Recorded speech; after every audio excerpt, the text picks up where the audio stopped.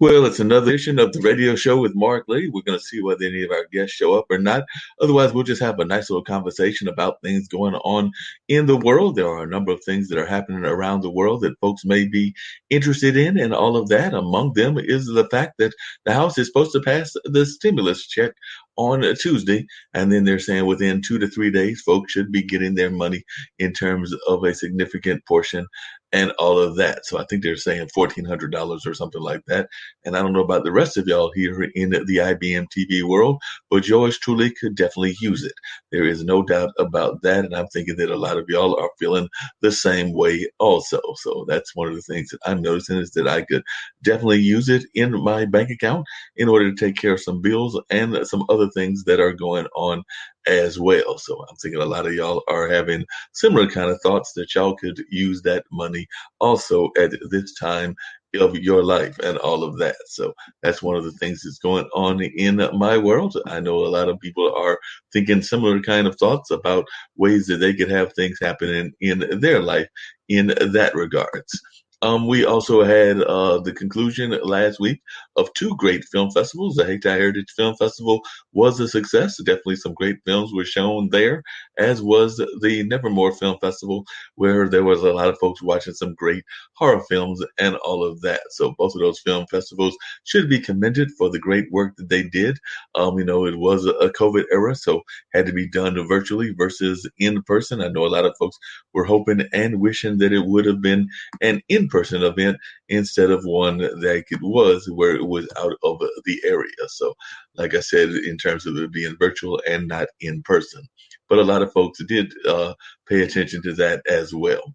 And then I had some good news on the basketball front. My team did beat Xavier. I wasn't sure they'd be able to pull that off, and they managed to get at least to the 500 mark to close out the regular season. Now they have a very low seed. I think that they're like number 9 or something like that in an 11-team conference. So they will go to Madison Square Garden having to play Georgetown, the number 8 team, and then the winner of that gets to play Villanova. So I don't know whether that's a great reward if you win the game because you got to play the number 1 team. But hey, things can happen crazy in the tournaments and all of that. So we'll see how that goes.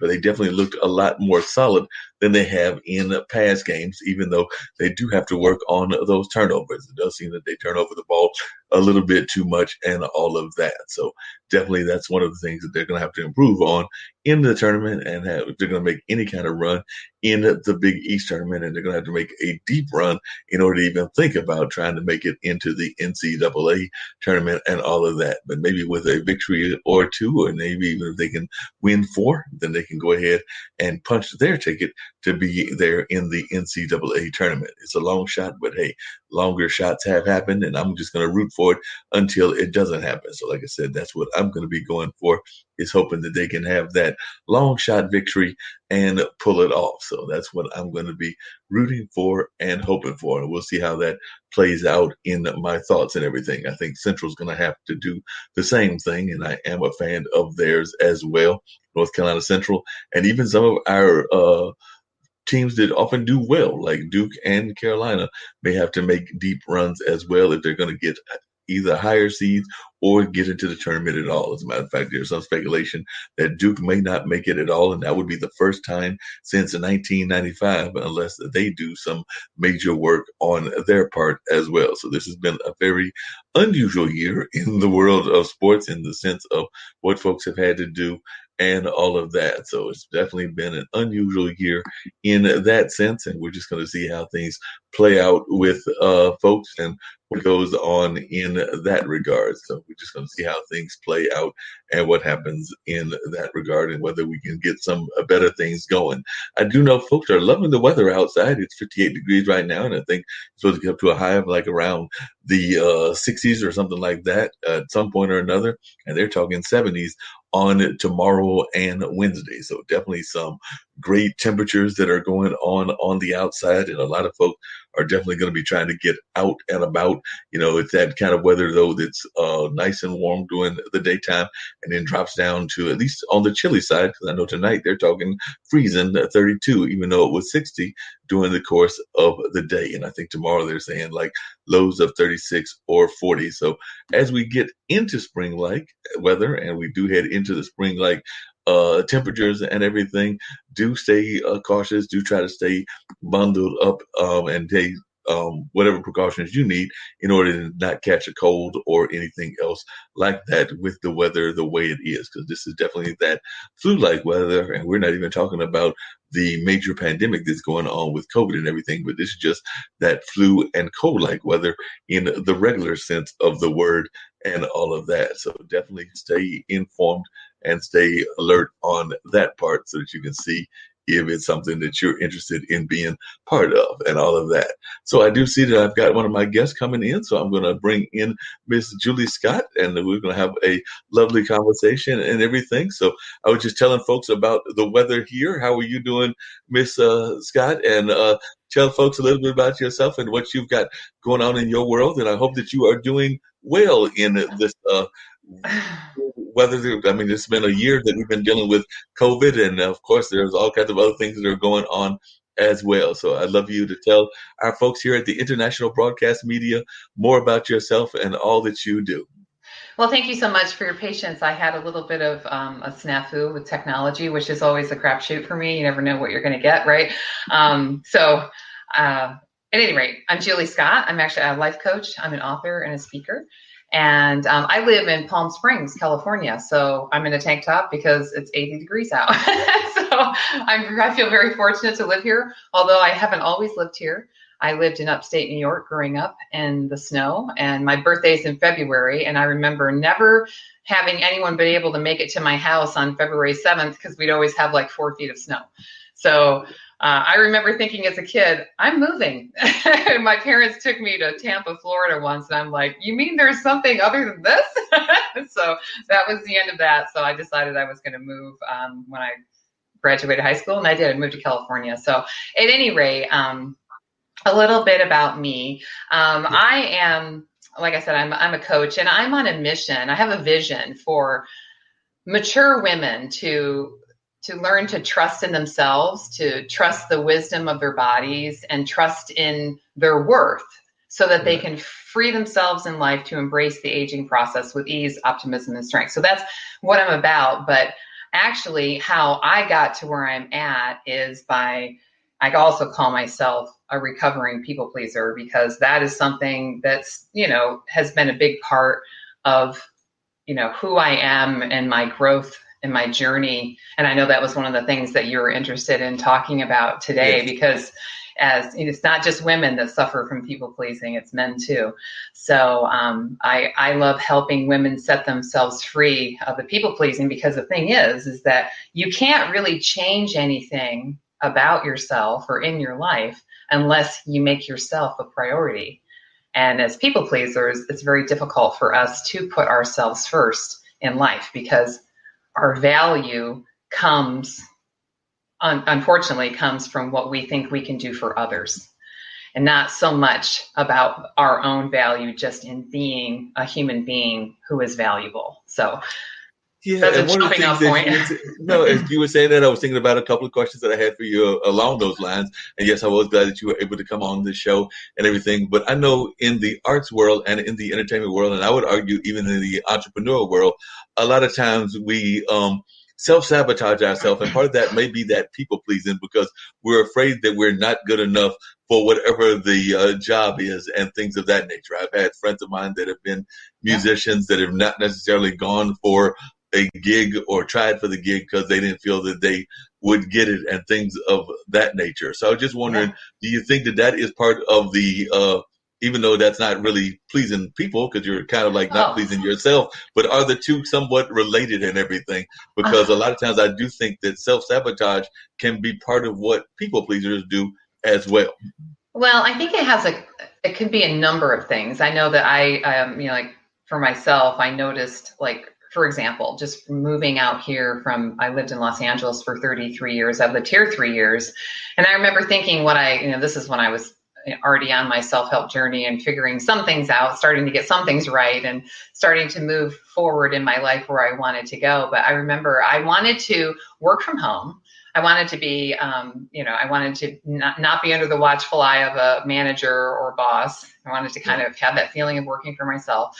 I wanted to live in a house like the one I'm living in. I wanted to live in an area. And it was like, I got here and I got all the things that I wanted.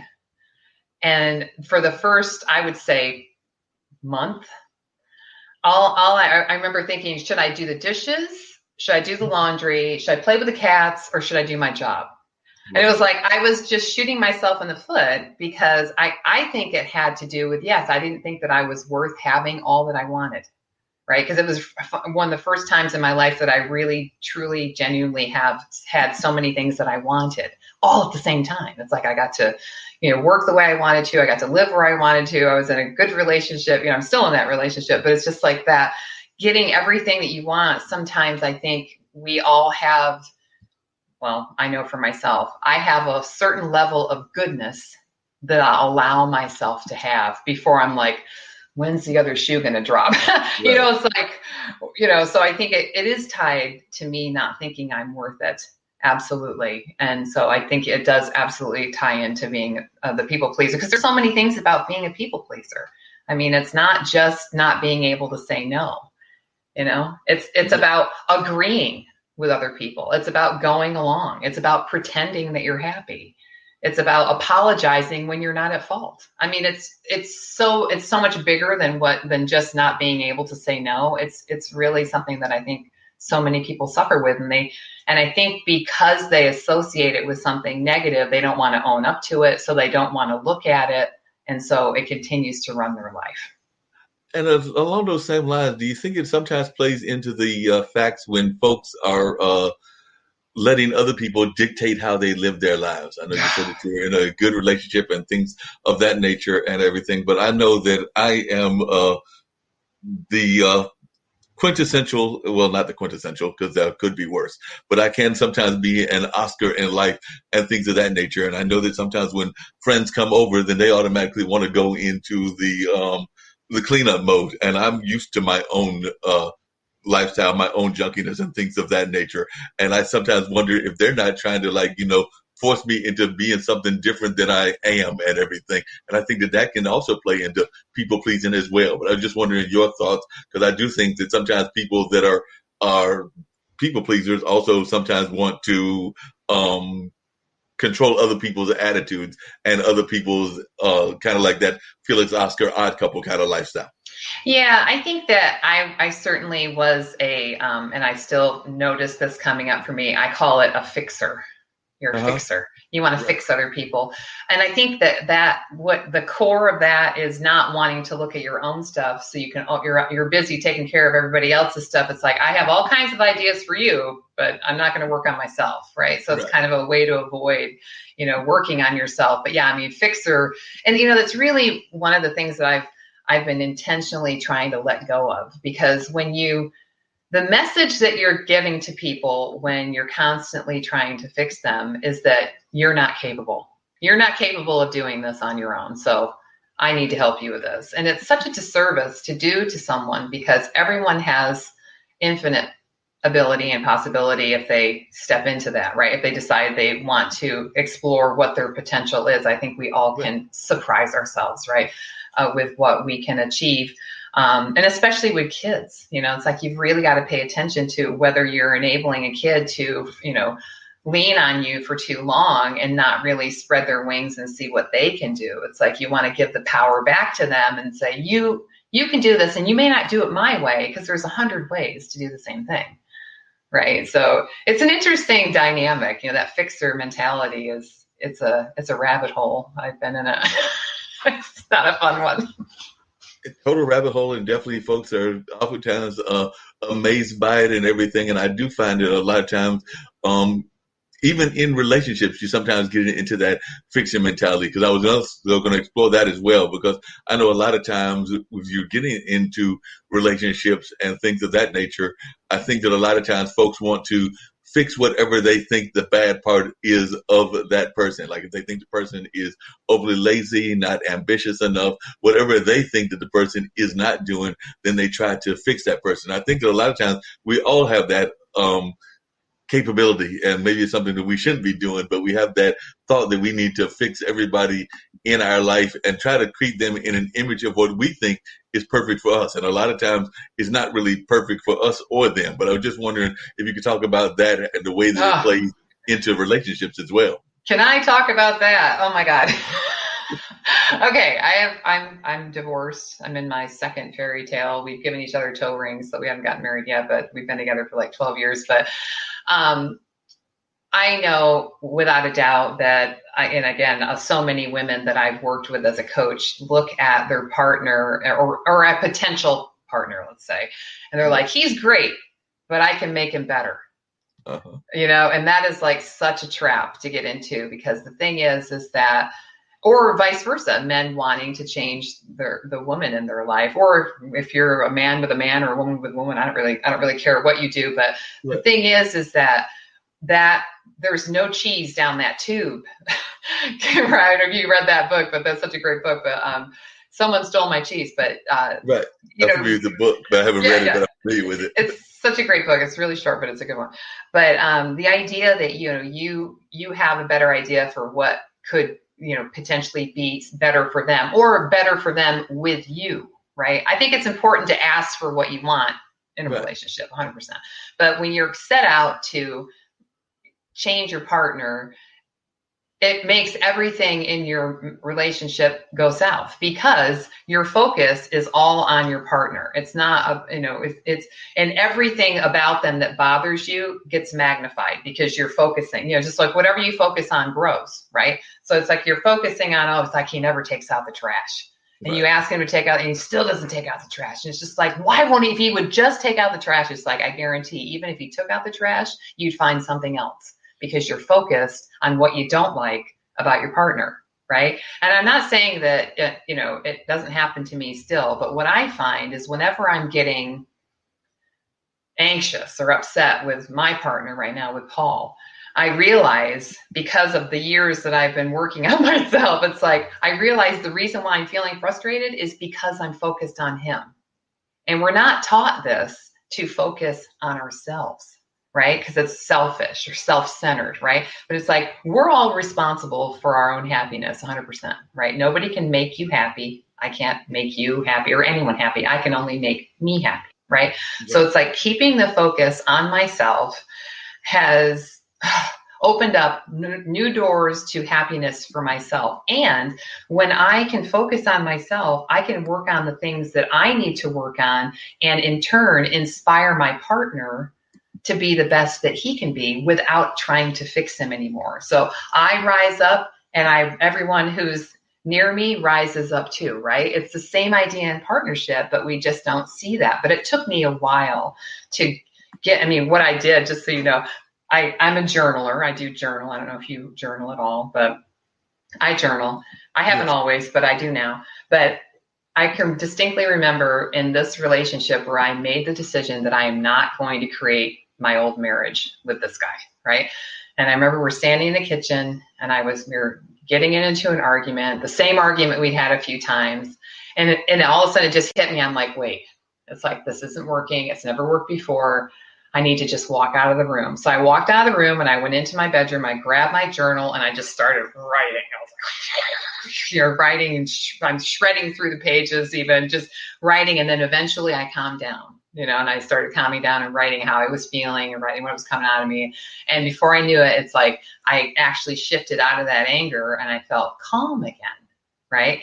And then I went back and I read some of the things I was reading, and it's like so much of what triggers us and other people is stuff about us that bothers us. Like somebody, if someone's outspoken and you're not, it's because you would like to use your voice more, or whatever that is, right? It's always a reflection of something about yourself that you'd either like to change or that you're unhappy with yourself. So that worked wonders for me to be able to create so much of a stronger connection with Paul, and being able to, share how I was feeling without making it about him. Because, when we're in an argument, we say, you made me feel. It's like, no, I chose to feel XYZ based on what you just said, or you know what I mean? So it's a different way of pulling back from. No, definitely. I understand what you're saying. And one of the things I was curious about, there was actually a couple of things I was curious about, was one, do you think that sometimes that the part of the people pleasing can also be getting into things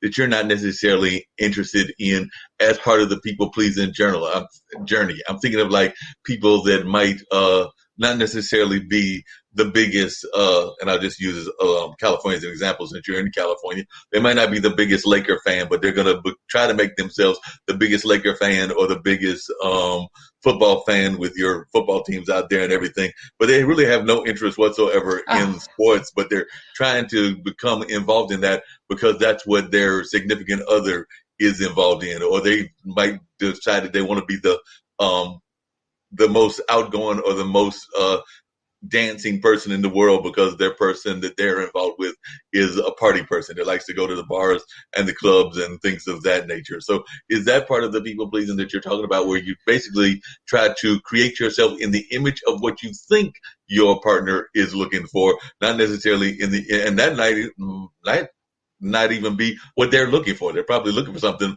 a little bit different than themselves. They don't want a carbon copy of themselves, but you're already thinking in the people pleasing mindset that they want to create a partner version of themselves. So like I said, if it's a man-female relationship, a female version of themselves. Yeah, I mean, 100%. I mean, when I was with my ex-husband, he was heavily into boxing, which I couldn't care less about, right? But I mean, I did all I could to like learn about it. I mean, that was back when Holyfield and Mike Tyson bit his ear off and all that. I mean, it was quite a few years ago, but I mean, I got involved in boxing because he was involved in boxing. And so I wanted to show him that I was, interested in what he was interested in. He also had 2 children from a previous marriage. I wanted to prove to him what a great stepmom I could be, what a great mother I could be, right? And I continued to try and morph into what I thought he wanted me to be. But what I forgot about is he fell for the girl that he met at the bowling alley, which is where we met. I mean, he fell for me at the bowling alley and just being myself. But I think people pleasers forget that, you're enough. You're enough just as you are right now. And it's like, you don't need to change and more, because the thing is that when you do that, I just remember feeling so lost in my life and so weak and insecure and scared of losing. You when you're not being your authentic self, you're so afraid of losing what you perceive that you have, and it's just but you're right. It's absolutely, you lose yourself and the other person by trying to become what you think they want you to be, when in fact, I've found they just want who you are for you to be your authentic self. Because I mean, who wants to just be? I mean, it would be a total drag for me to be with someone just like me. Yeah, I mean, it might be fun at first, and then I'd be like, get out of here. Okay. Exactly, too much like yourself and everything. I can definitely understand where that might not be a great thing. I do remember one of my previous guests on one of my shows who was actually a recovering, and has written a book about it, a recovering sex addict. And some of the same things that they were talking about is some of the same things that you're talking about, because that people pleasing led them into their addiction. And they are now in a very successful marriage and actually live out in California as well. And they're actually very much involved successfully in the entertainment field as a actress and things of that nature. But they did, I remember in our interview, them talking about how that people pleasing was part of what got them into trying to have this addiction. And like I said, they said it could have been any of a number of addictions, but that was part of the people pleasing, was that they had this sex addiction and everything. So definitely, I think that can also play a problem. And also the jobs, because I noticed even in your own bio, you talked about the job and being in a job that you didn't like. And I think that in my thoughts and everything, I think a lot of times people pleasers stay in jobs that they don't like because they think that that's the only way that they're going to survive. They think that that's the job nothing else. that the society wants them to have, a number of other things. So I'd love for you to share a little bit about your story with the job and everything, and how that even played into your discovering your people pleasing, and how that was going on in your life. Yeah, I mean, I also want to share something too that in my own journey of figuring this out, I just want to share this because I think it's so powerful, and then I'll touch on the job. But I realized because I wrote a book on my own journey. I self-published it in 2019 about my own journey, and I realized that as children, when you think about it, our parents get us to do things that we don't want to do, whether it's your homework, eating lima beans, eating cube steak, like my mother used to, salmon patties. I mean, whatever it was, getting you to do things that you don't want to do. And when you do them, or if you don't do them, you're punished, or whatever that is, whatever that looks like. Or if you do them, you're rewarded. So it kind of sets you up to start doing things that you don't really, and I'm not blaming my parents. I'm not blaming any parents. I think I really believe that everyone's doing the best that they can with what they've got to work with, right? So, but it kind of does set up a people pleaser pathway, right? Of doing, you learn, if I do what you want me to do, then I get love. I get to belong, right? I mean, those are powerful things to learn in your formative years. And so I think that's kind of where it started, is back then. And I was the youngest of four. And so, always the fourth kid, you're kind of like an afterthought. Not that my parents didn't love me, but I mean, you're like, come on, you got four kids. You don't have time to, play around. But back to my job, I absolutely know that the people pleasing kept me stuck in jobs where I wasn't getting paid as much. I wouldn't ask for what I wanted. I didn't ask for a raise. I watched other people get promoted when I knew I was deserving, and I let it go by. I didn't put myself up for a promotion because I didn't think that I was worthy of that job or the promotion or good enough for it. So I know I stayed at my last job my last job was probably one of the best jobs that I had. So towards the end, I was already on my journey, but I certainly have stayed in jobs where I told myself, well, what if I can't find something better? Or what if I can't make as much money? Or what if I, it's just that fear, the fear of not being chosen again for a job. I mean, again, I worked all this time to get these people to like me here. And if I have to start all over, nobody's going to like me. I have to make all those people like me over there, and it's people pleasing, it really does keep you so stuck in life. And I'm so glad that I figured it out. And again, I'm not perfect, because I still find myself, I'm an overgiver. I mean, I give a lot more than I probably receive in a lot of ways, but I'm at least more aware of it. Right. And I see it more quicker, and I catch myself a little bit faster. So yeah, that's definitely played into my job for sure. No, and as you were saying that, I was thinking about even in my own situation. I know that and that's kind of what I was talking about when I was talking about self-sabotage, because I know that I have not gone for jobs, and then the person has got the job. I felt that I could have done as good, if not a better job than they did, but I would talk myself out of it. So even though you're people pleasing, you sometimes are not pleasing yourself and everything. Because I know that there have been a number of times that, the job might come around, even in a company that I'm working with, like a cultural arts company or something like that, to be management like level. And you would, keep talking to yourself about, like, I can go for that job, I can apply for that job. And usually by the time you finally talk yourself into it, if you ever talk yourself into it, the job has already been either filled or the application process is over, and they're already in the process of moving on with whoever they're going to pick. So I think that oftentimes happens in corporate America. I was wondering if you see that quite often with your clients. Oh, yeah, absolutely. And they don't even know that they're doing it to themselves. So much of this whole people pleasing is part of our subconscious, right? And our subconscious, which runs like 95% of the show for us, like all day long, because, once you learn how to drive a car, you shut off, you don't even think about it. Once you learn to brush your teeth, tie your shoes, whatever, those all go into the Rolodex of your subconscious that you don't even have to think about. And beliefs are stored in there too, and they are what drive our behaviors, right? So it's like, if you believe that maybe you're not the sharpest tool in the shed, maybe you believe you're not smart, maybe you don't believe that you have enough creativity or leadership skills, then those are the kinds of things that even though you're not aware of it, they drive your behavior. So whenever you're feeling, and I know now that when I'm feeling uncomfortable about something, that's usually something I need to go after, because it's triggering a belief that I have about what I can't do, so that I can challenge it, uncover it, and realize, okay, I can do this. And I got to share one with you because it's such a great story. Because Yes, please. I struggled years with body image too. Like I had an old boyfriend. It was my very first boyfriend. He told me I had a big butt. And that was the end of it for me. This is way back before big butts were in, because they're definitely in now. But when I was 18 or 17 or even 16, he would tell me, he even made a song around it. Julie's got a big old butt. I said, what? I mean, so I created this, this stigma that I had around my body, right? About that, that I was fat, that I was, because I'm 5'11", I'm not sure. I'm a big girl. And I've had a lot of, people say, well, you're a big girl. And that to me says I'm fat, right? So that was what I heard and what I thought about myself for years and years. So right before I turned 50 years old, I was already on this journey of rediscovering myself. I'm 55 now.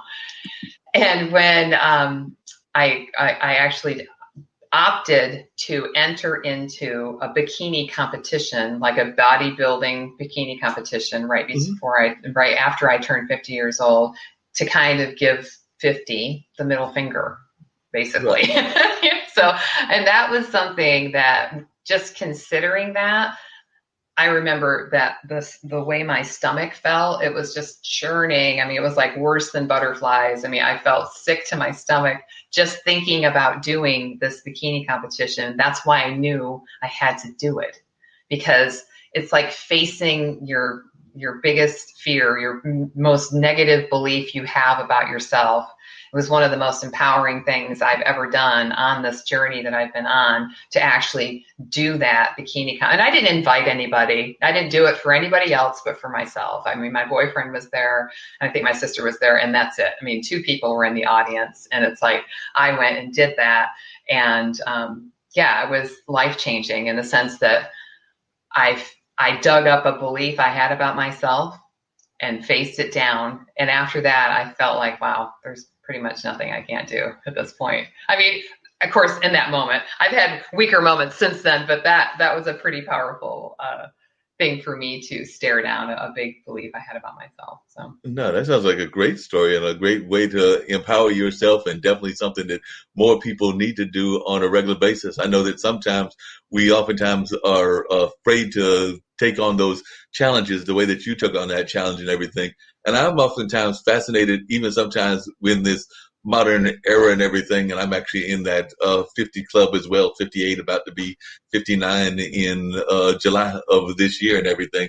And I know that I've been that, for whatever reasons, that perpetual single person and everything. But I know that as I've gotten older, I've dated different women of different age ranges, but mostly around the same age range, like the 40s and 50s.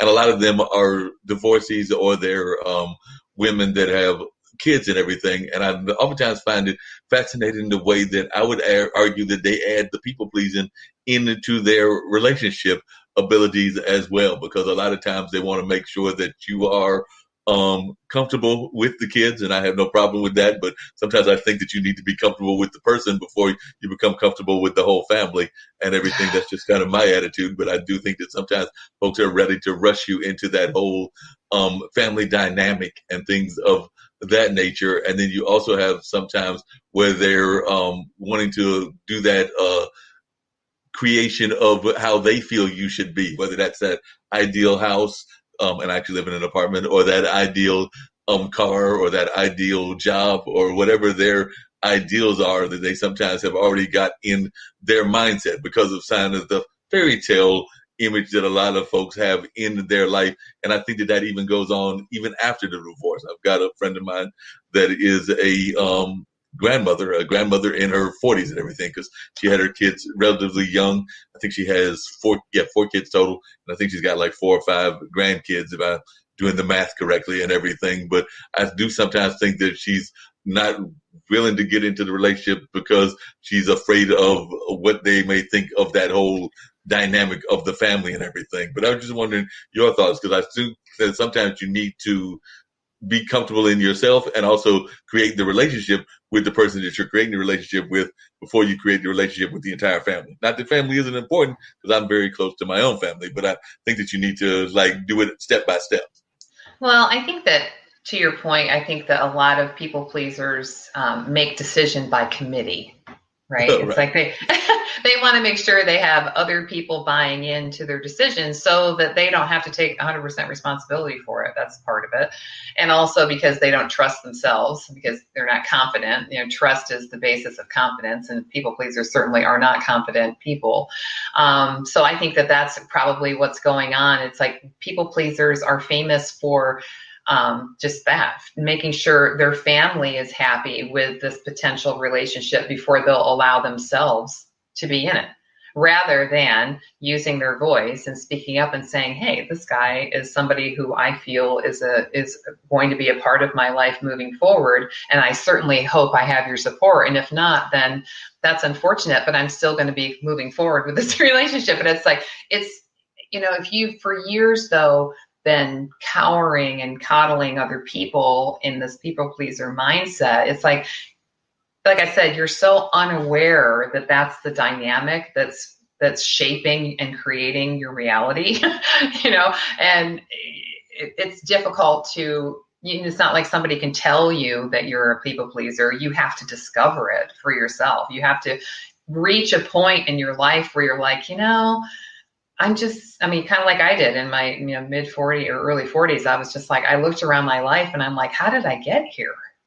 I feel like, I was just unhappy in every area of my life, but from the outside, I looked like I had it going on and everybody thought everything was perfect for me, but it's like, it wasn't. I was very unhappy, very lost in my life because I was giving away my power to everybody around me to decide what happened in my life, and it's a really tricky thing to discover. And I give you kudos for recognizing that you have some of it in your life, because that's awareness is the mother of change, right? If you're aware of it, then you can start making changes in that direction of saying, okay, it's like, I know that this is my typical, what I do, what I think, how I feel, how can I shift this to empower myself more? It's a process.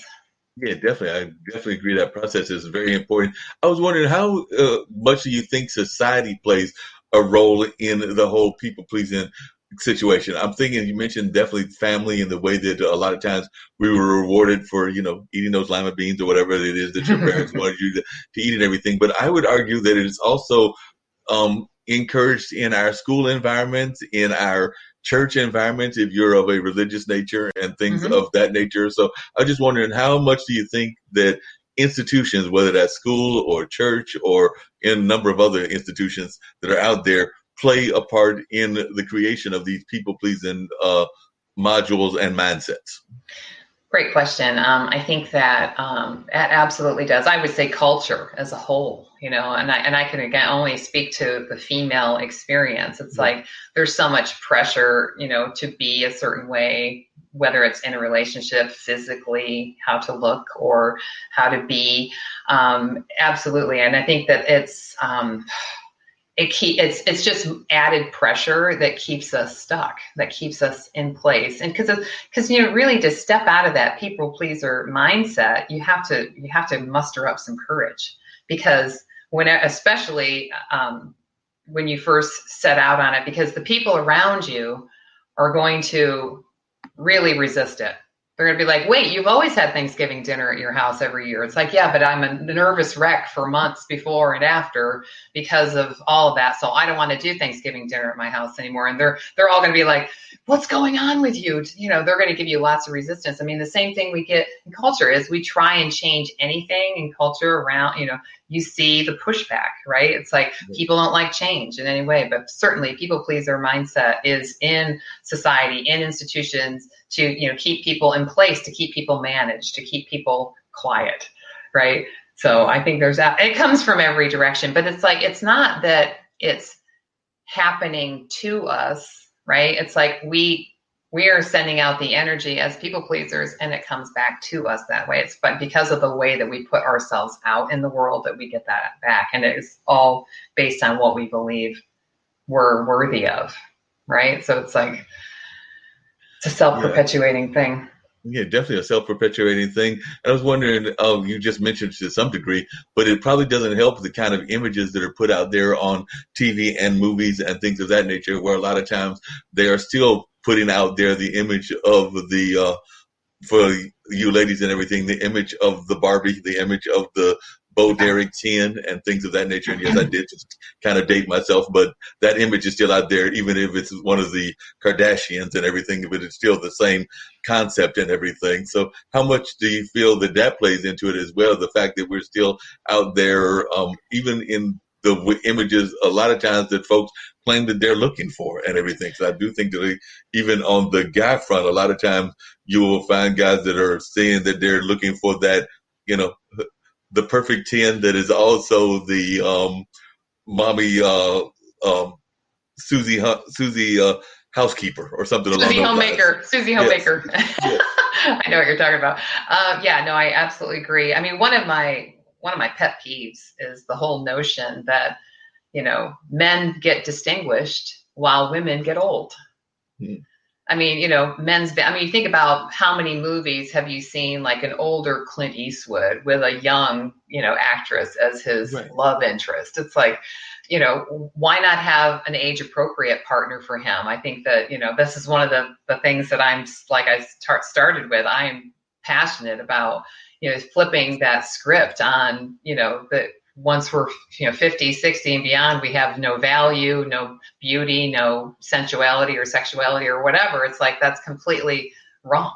I mean, and it's something that, the thing is that I believe we as women need to step up and flip the script ourselves and not buy into what society is telling us. Same for men. I mean, it's like it's not just about how you look. It's about who you are on the inside. I mean, because you know what I'm talking about. You meet somebody and maybe they're not the fittest or the prettiest, but they have this personality and this light in them, and they start talking and they're just magnetic and everyone wants to know them and talk to them and be around them because their energy is just scrumptious. That's what I'm talking about. I believe we all have the ability to light that flame inside of us, at any age, and go after whatever you want at any age in your life, and no matter where you are. I mean, I know there's limitations I feel so fortunate that I live in the States, and have the opportunities that I have, of course, but I really believe that's that state of mind. It's like, if you believe it's possible, I think there's so much, we get sucked into. I even used to think this, it's like when something was going wrong, I'd be like, what's the worst thing that can happen? It's like, that's what I used to think. Now I think, what's the best thing that can happen? Because it's like just that little shift in one word opens up the possibilities rather than closing it down and taking it to the grave. Right. I'm sorry. I probably got off topic there, but You made a lot of sense. And that. I was actually enjoying where you were going with that. And I definitely agree with you that a lot of times that is what happens. Do you feel that sometimes it happens differently within cultures? I was wondering, do you think that some cultures are more people pleasing than others? I'm thinking like I live in an apartment complex that's got a large or decent sized Hispanic population. And I know that there's a decent size around the community, African American population, as well as a number of other populations. But I do sometimes think that, like, when I think of the Hispanic population or even the Asian population, that they sometimes can be even more people pleasers than some of our other societies. So I was wondering, do you think that there are cultural things that go into it as well? Probably. And I can't say that I'm well versed on this, but just my own experiences like you. I mean, I have friends in other, whether they be Asian or Latino or whatever. I've certainly seen, I think it has to do also with the family dynamic, because the mother maybe is a travel agent for guilt trips. So who, really the pressure to do what the family expects you to do, I think is more prevalent in other cultures, certainly. And I think it does perpetuate more of that people pleaser mindset, you're looking for the approval of your parents. Maybe it's a financial dependency thing too, that also, if you're financially dependent on someone, or if someone is financially dependent on you, you're intertwined in a deeper way that it's harder to honor your own and create boundaries for yourself and to say no, because there's so much more tied into it. I still think it is possible to create those boundaries and create some space for yourself, but absolutely, that's a great observation. I think that it is more common in other cultures, but I have to say though, it was very strong in my family, and I don't, I obviously I'm not Asian or Latino, but it certainly was something strong in my family. But again, I had to go back and find the threads of those beliefs, where they came from, and how I came up with thinking that I wasn't worth I just remember thinking, it's like I felt like I just kind of was adrift in my own life and just taking whatever came next, just doing what was assumed I should do next. I went to high school, I went to college, I got married, I bought a house, we got, he had 2 kids, we got a dog. It's just like that process that I just was sucked into, because that's what everyone expected you to do. And it's like, I never really stopped to say, hey, is this really what I want? It's really more about making my parents happy, or making my sisters happy, or making my employer happy, or whatever that is. Yeah, definitely. Tell us about the book. I was actually going to put it on the ticker so that folks can watch it if they're watching it on replay, or if watching it. Thank you. Yeah, so tell us about the book and how the book came about, and a little bit about the history of the book. Yeah, the book is really about my journey in my life, and it's funny because I pick it up every once in a while, and I'll flip through some of the chapters, and I wrote it in the tail end of 2000, and I started it in 2018 and finished it in 2019, and it got published in 2019, and it's just like looking back at it now, I see how much I've grown since just then. So that's good. That's encouraging and a win without a doubt. But I always felt like I wanted to tell my story. In fact, I wanted to have a podcast. In fact, I started with a podcast for like a minute, and then I scared myself off of the technology. So I ran away from that. And then I kept thinking I wanted to share my story in other ways. And a fellow coach of mine had a writing group, which was 4 women, 5 women total.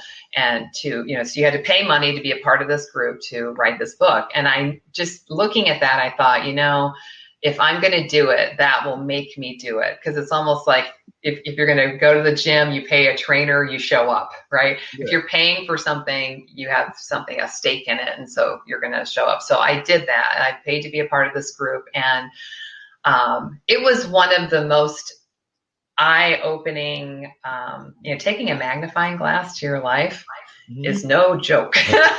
It was really an emotional roller coaster of good and bad, but so rewarding. But I really just chronicled, like the first half of it is based on, the name of it is called This Time It's About You. Because it was really based on my awakening in my life. And the first half of the book is based on chronologically from my childhood all the way up until my awakening in my late 30s, early 40s.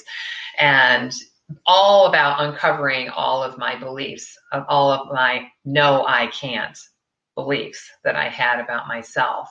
And the second half is really just all of and it's not in chronological order as much as the first half, but it's more about the ahas and the awakenings and the ideas and, the rewritten beliefs. So the second half is, yes, I can. so half of it is no, I can't. And the other half is yes, I can. And it was one of the most powerful, freeing experiences of my life to put that to paper, and scary as well. Because I put a lot of really deep, intimate things about myself. And I just remember thinking, my mother's going to read this. What were some of the most surprising things in the book that surprised even you? I know a lot of times when we're doing self-examination, whether that's in the book form or in the journaling form or in a number of other forms, there are things that surprise us on a regular basis. So as you were doing the book, and what were some of the things that surprised you then, and what are some of the things that have surprised you about your life now? Oh, that's a big question.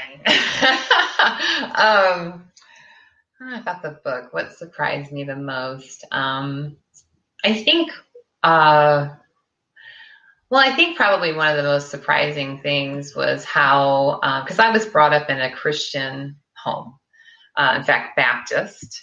And I just want to preface this by saying, if that's your jam, that's your jam. That's fine. But I was brought up with that, and I found it to be very suffocating and limiting, and it just didn't make me feel good about myself. I don't like the idea that I was born a sinner. I just don't like that feeling. And through, my own journey, I discovered my own, because I walked away from my religion, when I left home to go to college, really, because that was the first time I wasn't under my parents' watchful eye, and I wasn't required to go to church or prayer meeting or be in the choir or go to Baptist Bible camp or whatever that was that I was doing. And I shunned it for many years. And then I just remember feeling really empty. Like, even though I had a lot of good things going in my life, I didn't feel that deep sense of fulfillment or belonging or connection, I think is really probably the better word for it. And then I started learning about spirituality, which I didn't really know anything about. I thought that was religion, and if that's what it was, I didn't want anything to do with it. And so, really, I think the most surprising thing was how, once I discovered my own spirituality, I literally felt like I had found a pot of gold at the end of the rainbow. Like I wanted to shout from the mountaintops that I know beyond a shadow of a doubt that I am unconditionally loved. Mm-hmm. And not by any person, but by, I call it the universe. And right. To be able to tap into that feeling whenever I want, and learning to do that through a meditation practice, or whenever I exercise or whatever, I'm always able to drop into that, and I always come away just feeling energized and excited and hopeful. And that is probably one of the most surprising things. I get chills right now just talk about it, because it's one of the most powerful shifts I've made in my life, is to discover and embrace my own spirituality. I think that is massive. And I honestly believe that if everyone, because it's really about learning self-love, right? It's like knowing that you belong unconditionally, knowing that you're loved unconditionally. It's like, if we all could feel that and know that and embrace that, we would solve every problem in the world. Literally everywhere. There would be no war. There'd be no, there'd be no starvation. Everybody would share and love each other, and it would just be those, it'd be like the 70s all over again, but like worldwide, Right. And, but it's that, I think that's probably one of the most surprising things, was how big of a deal that was for me. And I just remember writing that chapter in the book, just bawling, just crying and crying and crying. But it was really powerful. And it seems like more and more of us are doing that kind of thing, where it's getting that connection of the spirituality and not so much of a certain religion and things of that nature. I know that one of my past guests on one of these podcasts was a gentleman that I also met from Potted as well. And he was actually saying that he had actually had the pleasure of actually going to the other side. And the way he described the other side was almost the way you're describing it now and everything, because he was talking about what he saw was a place that had all the kinds of religions all up there. So it wasn't any of this my way or the highway kind of attitude. It was definitely, Muslims were up there, Buddhists were up there, Christians were up there, but they were all in this heavenly space. Now, they might have had separate territories within heaven that they were in. I wasn't quite sure where he was going with that, but they were all in the same place and everything of that nature. So it was really interesting when I had that conversation with Brent. I think that was last week, actually. And then there's a friend of mine, Brian Shulman, who does this thing called Voice Your Vibes, and he gets people. He's actually a LinkedIn influencer, but he gets people from around the world on his thing that he does on one is on Wednesday and the other is on Saturday. But it's just people basically shouting out positive things in their life. That's kind of what he does on his Wednesday and Saturday I love that. LinkedIn shout out. So people will come on and they'll come from all over. Some of them have been in various bad situations, like abusive situations and things of that nature. But this is about them shouting out the positivity and all of that. So he does that every Wednesday and Saturday. I think it's shout out Saturday, and I think it's what's up Wednesdays or something along those lines. But that's where we're seeing this kind of social media for its bad aspects can be a positive. So I was wondering, in the sense of how are you finding social media to be either a good tool or a bad tool when it comes to people pleasing? I think it's been, I mean, interestingly enough, I all of last year, because I went into I've been coaching for 5 years, and I went into it full time beginning of 2020. Perfect year to go into business, right? Yeah. Actually, it was a good year for me, anyways. But I know for the last 10 months, I was good about putting content up on all different platforms. And I think that it's a good space to, share information, educate people. But I think that to shift somebody out of people pleasing, I think, because you really have to have an intimate conversation with somebody. And I think it's difficult to have intimate conversations in typical social media. However, I have in the past 3 or 4 weeks gotten involved in something that is called Clubhouse. And I don't know if you're familiar with that. Yes. But okay.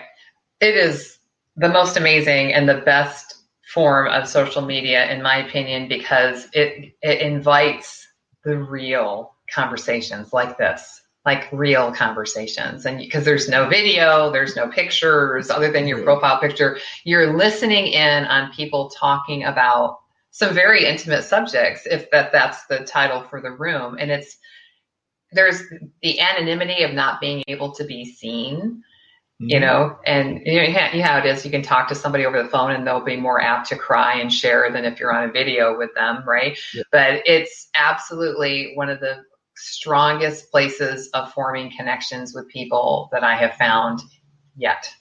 So I think some work can be done to help some fellow people pleasers. Absolutely. I can't say that I haven't. I mean, I have a Facebook community that I've grown to. It's called the Confident Women's Community.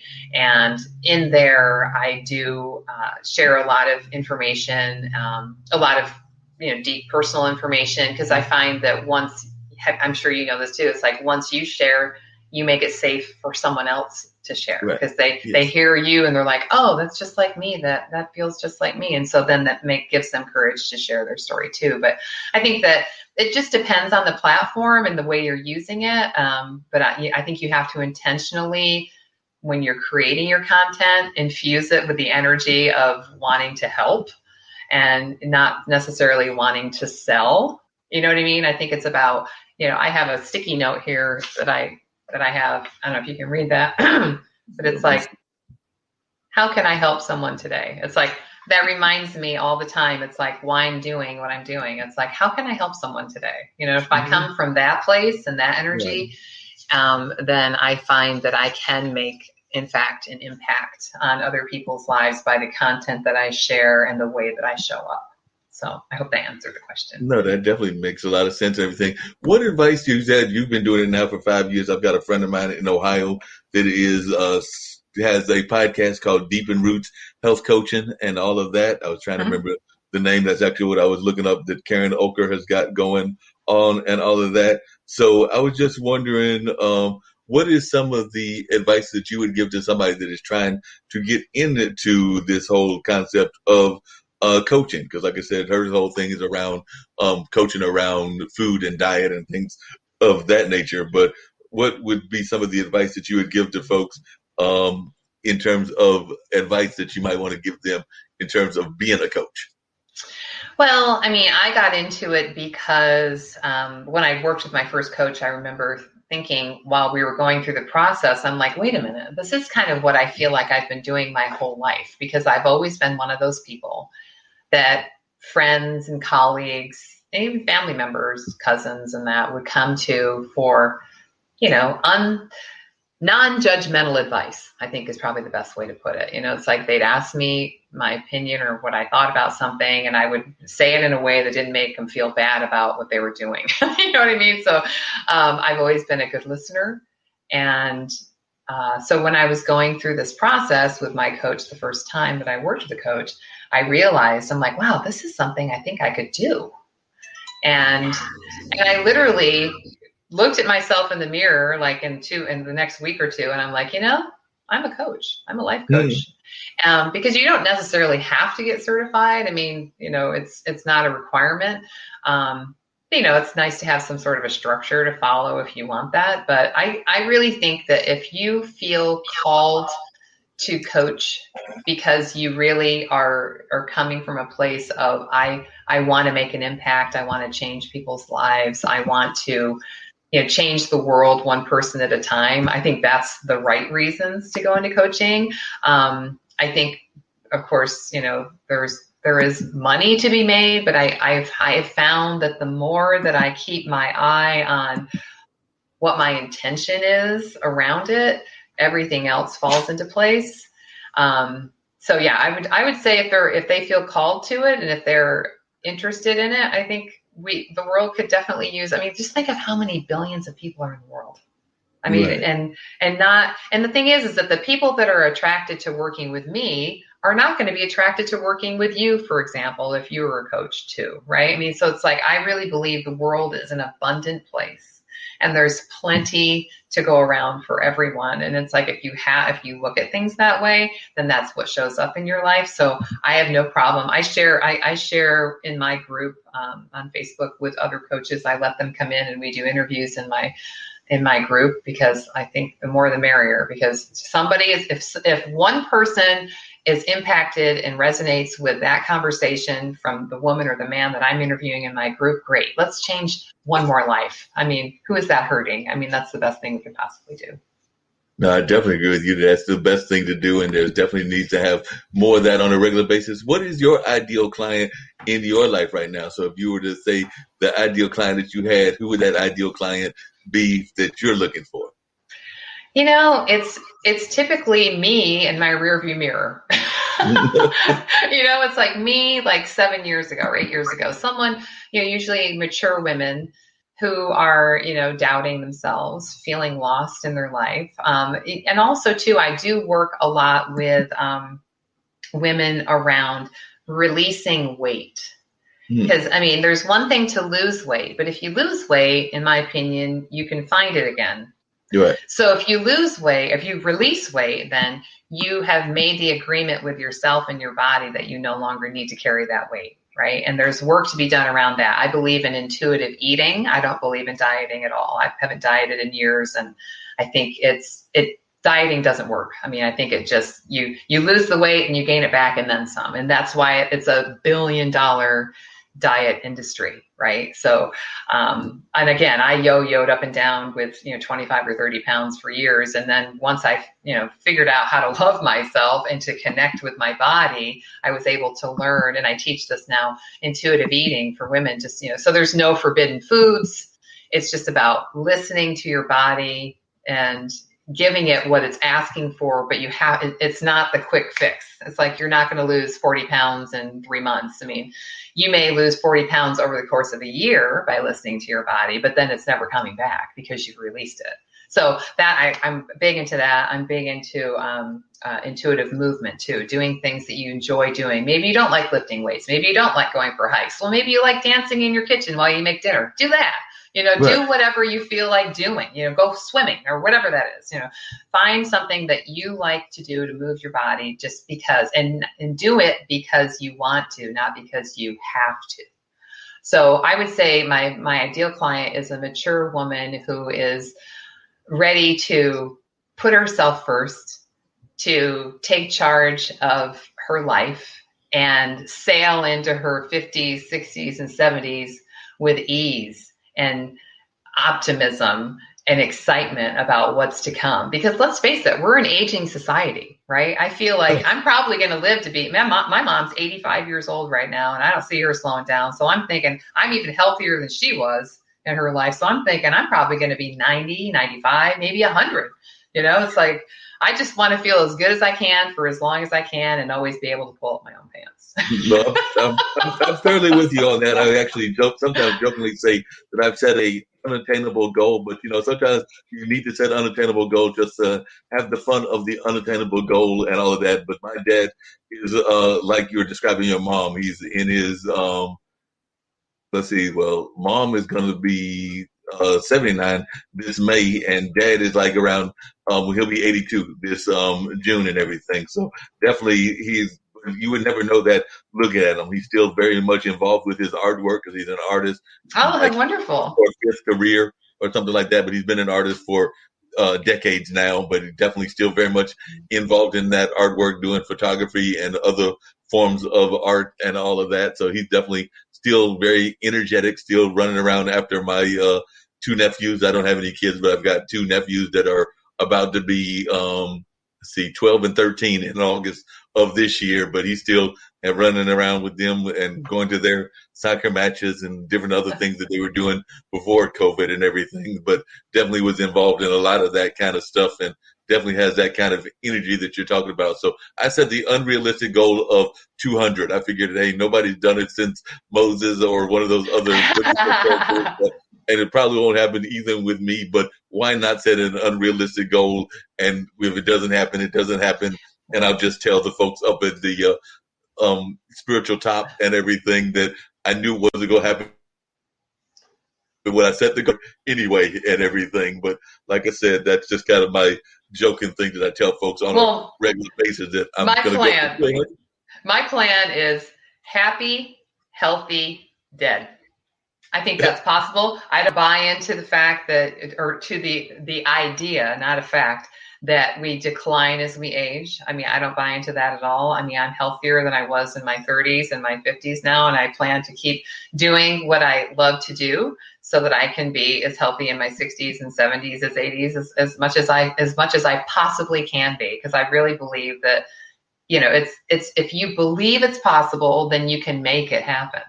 So it's not about punishing myself. And again, it's like, I think it's all about how you look at things and how you perceive things. It's like, it is absolutely something that I can do and will do because it's what I want. And it's like, I totally deserve it. I mean, so that's, I've come such a long way from where I was, but I want to shout from the mountaintops that we do not have to decline as we age. And, we certainly are, if we take the wheel of our own life, then look out, you can do just about anything. Yeah, well, like I said, that's why I'm not a big fan. I mean, I know that they have their reasoning for existence, but I'm not the biggest fan of nursing homes and all of that, particularly those that are not active. I know there are some that are more active than others in the sense of keeping their residents active, but I do know that there are some out there that do not keep their residents active, and those are the ones that I am definitely not a fan of, just because I think that they actually rush people to an end that they don't necessarily need to be rushed to and everything. So I would agree with you that there are those that are out there that are only speeding the process and not slowing the process. And those are the ones that I am not a fan of in the least bit. Now, I will say that there are some out there that do a good job of, taking their folks out to plays, taking their folks out to the community, keeping them involved, keeping them active. And those I do not mind as much. But I know me personally, if I can help it, I will not be trying to send my parents to any of those. And of course, it'll be a decision between me and my younger brother. And probably by that time, the nephews would also be playing a part in it. And who knows, maybe even their siblings. Well, dad doesn't have any siblings because he was an only child. But if mom's siblings are still around, they may play a role in that conversation as well. But in my mindset, I would rather them be either in my house or me in their house, and us kind of like having that living together kind of situation versus putting them in a nursing home. Now, things that are out of your control happen and you have to put them in those situations.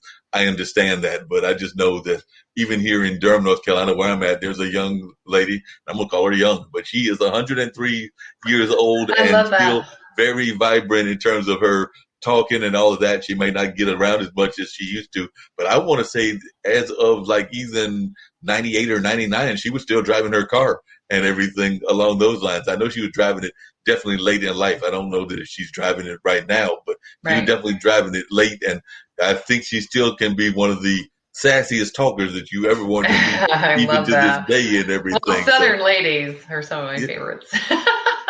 so she could definitely talk junk to you, Miss McLaughlin, anytime that you feel like it and all of that. So she definitely has that. Speaking of that, is International Women's Day today. And of course, I this is know. Women's History Month and all of that. So who are some of the women of history that have meant a lot to you, and who are some of those that you would consider the people that you admire a lot historically? Even maybe they've gone through similar journeys that you've gone through or totally different journeys. It's funny. I was talking about this earlier on when I was talking on Clubhouse. She isn't historical, but it's actually my own mother. And I want to share this because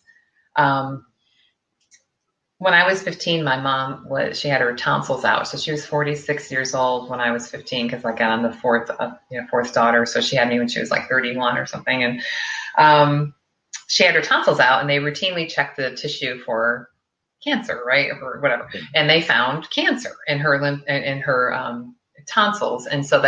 And then they ran tests, and she had lymphoma. So anywhere you have a lymph gland, she had cancer. So it's basically throughout your whole body.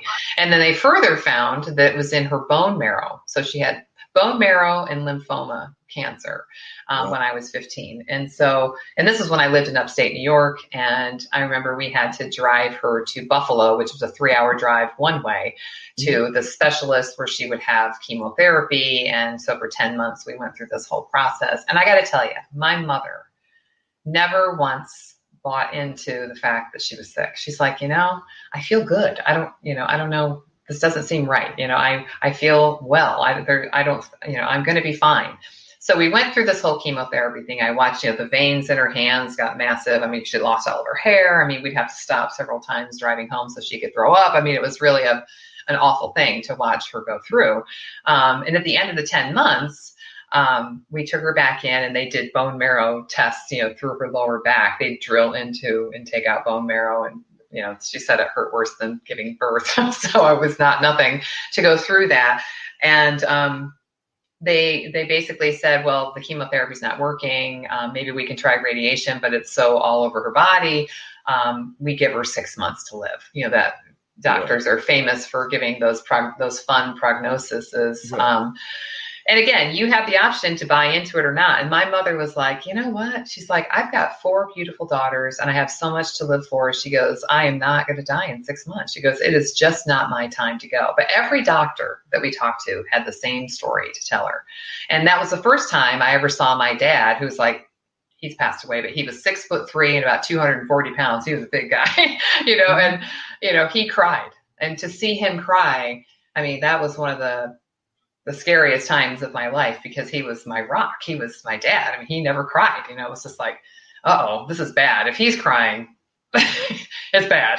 But I gotta say, my mother never once, not in front of me, ever shed a tear. She never shed a tear. She was always so positive. She always was like, it's not my time to go. Well, she's 85 years old right now.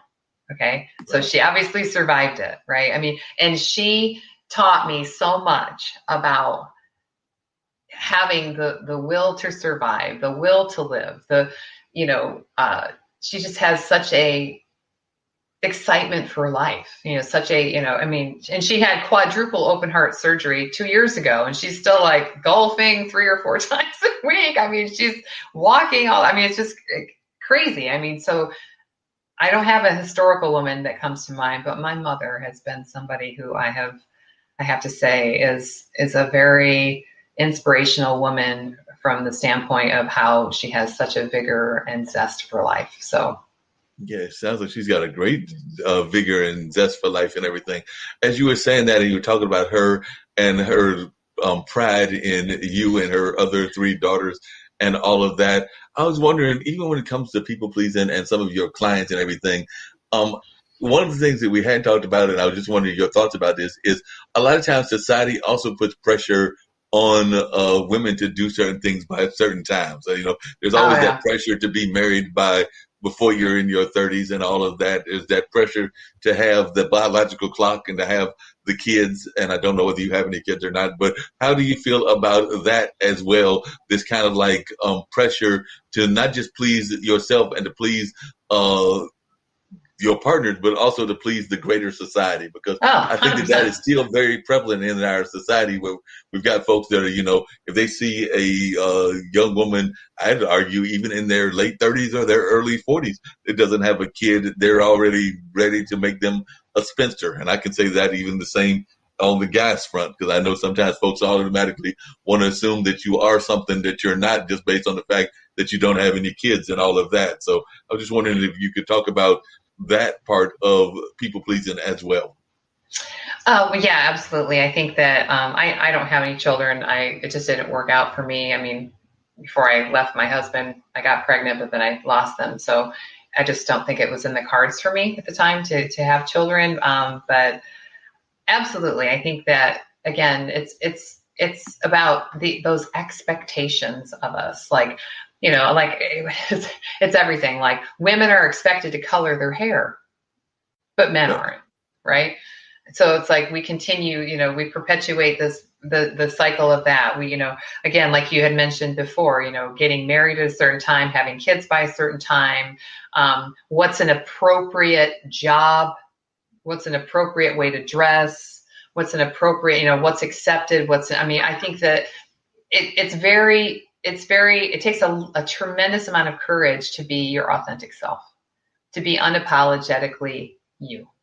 And I Right. think that is, but at the same time, nothing that's that's easy is really worth it. It's always the things that are tougher that you get the most reward out of. So stepping into the fullness of who you truly are and getting to know who you are, what you want, how you feel about, it comes down to everything. It's like how you feel about everything. It's like whether you sit and you watch the news and you believe everything you hear, or you go and you seek out different information for both sides, maybe of a political story or of whatever it is. And then the third step of that, I think, is really checking in with you. It's like, does that feel right to me? Mm. I think that that's a way out of people pleasing. It's like when you're feeling uncomfortable, when you're feeling that sick feeling, that you just know something's off. It's because you're living out of alignment with who you are. And I just want to share this, and I have to go here in about 10 minutes because I got another call, but I think one of the best ways to get yourself out of people pleasing, the very first step, is to get clear on what your values are. Mm. I don't know if you've ever done a values exercise, but if you Google a values exercise, really all it is it's a long list of all these words that describe different values, whether it's honesty, optimism, strength, trust, power, well, whatever. There's literally 500 words or at least 300 words on each one of these. And I encourage anyone who's interested in breaking out of people pleasing, get clear on your values first.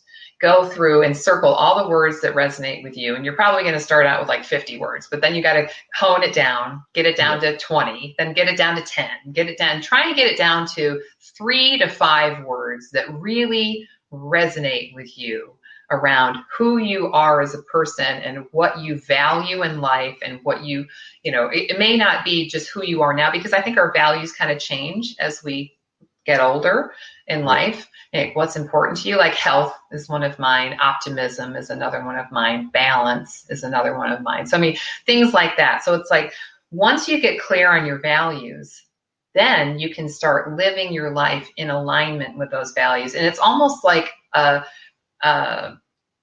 compass in life. And it's like when you're starting to feel off, when something feels odd, or I encourage you to keep that list of values in your wallet. So whenever you're feeling, you just pull it out and look at it. It's like, based on this situation, I'm feeling icky about it for whatever reason. And it's like, is it in alignment with my values? And I'll bet you when you're feeling uncomfortable, it's because you're crossing over a line of one of your values that you have in your life. And that to me is a North Star for you to guides your life. It's like, if you got your values clear, then you can line up your life with it, and you can start dropping away the people pleasing, because you have a solid vision for what you want for your life. Does that make sense? No, that makes a lot of sense. And I definitely was hearing you and definitely thinking that that's something that I need to do Yeah. myself and everything. One of the things I was wondering, and I know you said you got to wrap up and everything, is one of the things I was curious about is I'm of the opinion now, and this may be just my wishful thinking, but I do have like I said, I've got my two nephews and I've got some friends that have kids that are in those teenage years and the young adult years and things of Mm-hmm. that nature. I'm actually of the opinion that this new generation, and I would even argue maybe some of those that are in their 30s and 40s, which is younger than us, but definitely not a new generation, is done a better job of not falling into the trap as much as we did in terms of people pleasing. Now, don't get me wrong. I think they do some people pleasing, but they seem to have a better attitude in the sense of like their attitudes towards society and things of that nature. So they may have some people pleasing qualities, but not as many as we have had in the past. They seem to be more grounded, for lack of a better term, and all of that. I'm thinking about even the way that they treat race relations, the way they treat age differences. Like a lot of times they don't really care about age differences in even their own dating lives and things of that nature. But I was just Mm-hmm. wondering your thoughts. Do you feel that this generation that's coming up is doing a better job than, say, the generation that we were part of? Yeah, I think so. I mean, I think it has to do with just being aware of what perpetuates this cycle in people. And I think parents that are have the time to focus more on their children rather than being so scattered. And I mean, I think it still happens in certain homes. I think it depends on your situation. Right. But I certainly think, like, to your point, there's a lot more awareness about, and there's a lot of things shifting and changing, which I'm so excited about in the world and in our country in particular, things that have been in place for hundreds of years that, as you well know, I mean, it's absolutely, I'm so excited for what's to come for that reason. So I think in a lot of ways, yes, it has helped to break some of the cycles.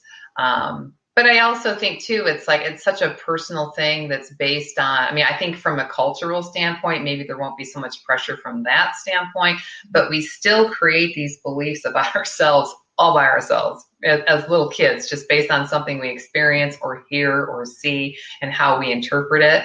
So there's still work to be done, but absolutely, I have hope for that the younger folks aren't going to be as stifled as you and I have been in our lives. No, I definitely agree with you on that. Do you have any success stories that you can share from your own coaching in this 5-year period that you've had and everything that you would like to share? And then one of the things I always try to get all my guests to do is give a thought of positivity or a word of encouragement that they would like to share with our global audience that is part of the international broadcast media, which, by the way, is kind of like Clubhouse, but in the podcasting world, because not just my show, but also Mind Closet and a number of other shows that we have. Even my friend Zach's Funk Music with Zach, we try to encourage people and do it in this kind of like positive kind of light as what you've been hearing with this interview that I've been doing with you. So it's part of a growing global internet podcast network and I love everything. it. So the first thing you asked me, I forgot what that was. Any success stories that you can share? Yeah. I have quite a few, but I'm trying to think of one in particular. I mean, on my website, I have a whole tab for success stories. But I think probably there was a gal I worked with named Linda, who I worked with her actually worked with her twice for 2 6-month periods of time. And when I met her, she was quite a bit overweight, married, 2 kids, working at a job that she was unhappy in. And in the 6 months that we worked together, she started working on getting out of that job, because that was something that was so stressful, and she wanted to spend more time with her children and being more not a stay-at-home mom, but she had an idea for a business that she wanted to start. So she started a little budding business, and then we worked together another 6 months. So what I wanted to share with you is the second time we worked together, so she worked on her business first with me, and then she worked on her health with me the second time. And she contacted me not that long ago. I guess it was like last September, but it seems like not that long ago. But it was last September. She reached out to me and she was just in a tizzy.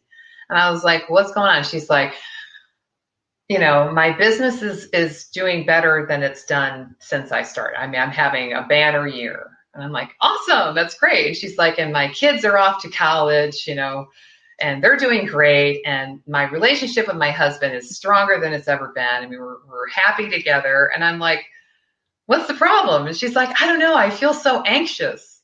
And I'm like, why do you think you feel anxious? And she's like, because I don't think I'm used to having so much goodness in my life. Wow. And so we talked for probably an hour and a half on the phone, and I walked her through, some processes that she could do. But it's just interesting to me how even the people that have everything together still get that feeling like, oh, do I deserve this? I don't know if I get to have this. It's like that feeling. But I mean, I was just so proud of the work that Linda did and how she really stepped up in her life. She really started asking for what she wanted. She created a new relationship with her husband. She changed jobs, started a business, got her health in order. I mean, she's really just turned her life around. And I didn't do it. She did it. I mean, I was just a guide. I just provided the space for her to be and to talk about the things, and so she could find her own answers. So this is one of the most fulfilling jobs it is the most fulfilling work I've ever done in my life. And I can't tell us talking about that. But so to leave you with something as far as, this is one of my favorite quotes, especially because I like working with mature women who are often looking at that second or third act in life. And it's by Louis L'Amour. There will come a time when you believe everything is finished. That will be the beginning. Oh, I love that. That's a great quote. That's a powerful quote too, and that's definitely something that we all need to think about. If you could also leave your website in terms of like how folks can reach you if they're interested in learning more about your life coaching and things of that nature. I'm sure that folks that are watching in, as my friend Brian calls it, Team Replay, will be interested in knowing how they can learn about getting in touch with you and hopefully picking up some new clients and definitely some folks that might be able to use your services. Well, thank you, Mark. I appreciate that. Sure. My website, my business name is It's About Time Baby. So my website is itsaboutttimebaby.com. And I think probably the best way to connect with me on a more personal level would either be, I think, honestly, my Facebook group. If you go to Facebook and look for the Confident Women's Community, I hang out in there all the time. I'm always doing live video trainings around intuitive eating, intuitive movement, different ways to build up your confidence. Because as I said earlier, if you're a people pleaser, you're not very confident in yourself. So I work in there a lot, and it's really been what I've been focusing a lot of my energy in lately. So those would be the two places to find me. Well, I appreciate it. And like I said, if you've got any final thoughts that you want to share with our audience, I'm sure they would love to hear them. But I've loved hearing your conversation, learning more about you, learning more about the great things that you're doing and continuing to do. And I think that you'll be doing it for a while and having tremendous amounts of success with them. But definitely, if there's any final thoughts that you want to share, this is the time to give those final thoughts, anything that you think we might have missed in this conversation, but anything that you would like to share with our audience at this time. And then I'll let you get to your appointment that you've got later on. I think I'll just go back to I hope everyone that's watching this knows that you are loved beyond measure and that you are worth whatever it is that you want to do, be, or have in your life. And don't let anyone tell you differently. It's like, go after your dreams, because that's what it's all about. And I wish you all much love and happiness. Well, thank you. I'm glad that you were able to join us, Julie. And I'm definitely looking forward to hopefully having you come back on in the near future. One of the things I Oh, always tell thank my you. guests is that they're always welcome to come back, and definitely always glad to have them come back on multiple times. So anytime that you feel like coming back, you are always welcome. And I'll also put you in touch with some of my other friends, both here on the international broadcast media, as well as on other platforms that might be interested in having you on their Oh, shows as well. So I always very glad much to appreciate connect with that. great and positive people. Thanks, Mark. You have a wonderful afternoon. Take care. All right, you do the same. All right, bye. So that was Miss giving some great and powerful information, some great encouraging words, and all of that. So I think that we definitely learned a lot about some positivity that is very much needed in this time of our society and all of that. So I was glad to have her on and to her to share a little bit about what she's got going on in her world and all of that. So it was definitely some very positive thoughts that were shared and all of. I was glad to have her with us and to have her share her conversation about things that were going on in her world and all of that. So definitely keep that in mind. I might pull up some of the other things I was going to do earlier in terms of some other things that are happening in our society and seeing if we're going to have any other guests that may show up and surprise us as well. Always love having amazing guests on this show as well as on the other two shows that I do on Mondays as well. So, we got Mullins Music and Memories coming your way in the very near future. As a matter of fact, that'll be coming up at the 4 o'clock hour. So in about half an hour from now, we'll be having Mullins Music and Memories, and we'll have some conversation there as well. So just keep that in mind, that is one of the other things that we'll be having going on here as well. So like I said, I know a lot of folks are paying attention to a number of things that are happening in their world and the things that they might be interested in also. So we do have a number of folks that are paying attention to the things that are going on in the world and having some great conversations about a number of things that they are involved in. So glad to have these great and amazing guests. I do want to thank Potted for helping me connect with a lot of these newer guests that we've been having over the course of these weeks and everything. So if you're not familiar with them, go check out potted.net. It's a great place if you're a podcaster or involved in this field in order for you to find some truly amazing guests. So like I said, want to give them a shout out, just like we give our StreamYard a shout out for providing the platform to do these interviews and all of that. So definitely always glad to have some amazing folks that are part of our team, and Potted is now part of this team as well. So definitely glad to have Potted with us in terms of finding some great guests and all of that. So definitely keep that in mind as I get ready to bring up some of the news stories that I had heard about as well and see what folks have got to say. And if anybody's going to pop in and share their thoughts about things that they've got going on also. By the way, like I just mentioned to Miss Julie and everything, today is International Women's Day. So definitely always great to have folks that are being celebrated. And of course, there have been some amazing women that have been a part of my life, whether that's my mother, whether that's both of my grandparents, my aunts, and of course, a number of great friends as well that are doing some very innovative things as well. As a matter of fact, I just recently realized that the person that invented laser eye surgery was a woman and all of that. So I saw that as something that was put down recently and all of that. So that's something that I saw recently that caught my attention, that the person that invented laser eye surgery was a lady, and I'll see if I can't find her name and put that in an upcoming edition of this show and all of that. By the way, it looks like Burger King UK set social media on fire morning when it tweeted, "Women belong in the kitchen." The tweet was part of an ad campaign aiming to bring awareness to a lack of female chefs and announcing a scholarship program to help female Burger King employers pursue their culinary dreams. The brand also ran a print ad in the New York Times, which laid out the scholarship program. The timing of the tweet set off alarms. As I just said, today is International Women's Day.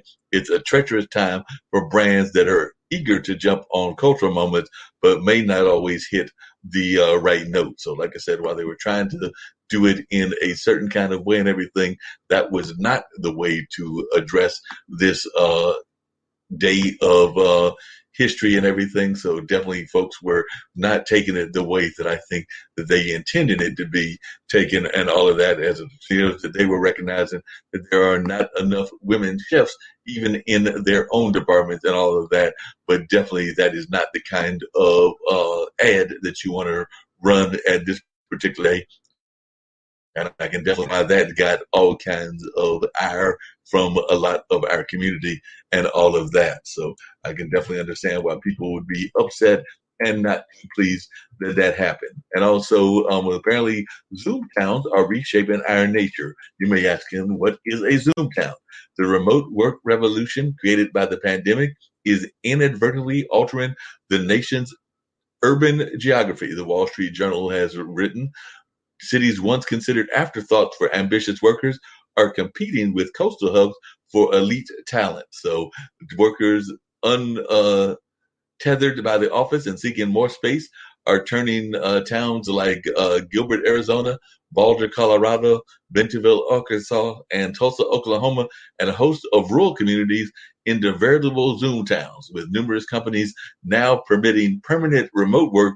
Regional outposts are competing fiercely to attract new arrivals. The implications could be massive for the nation's economic geography. So definitely when we say more and more people move into these kind of towns and all of that. So that'll be interesting to see how that plays out and what goes on in that regard. So definitely it does look like we're seeing different kinds of things happening within our communities and all of that. So definitely that's one of the stories that I saw that might have been of interest to folks. So definitely was passing that on to y'all so that y'all could learn more about these Zoom towns that are out there as well. So keep that in mind that there are various Zoom towns out there, and these are towns that are smaller in nature, but they can do the remote work, so they're picking up in terms of people that are moving to these places and all of that. So definitely saw that article and thought that y'all might be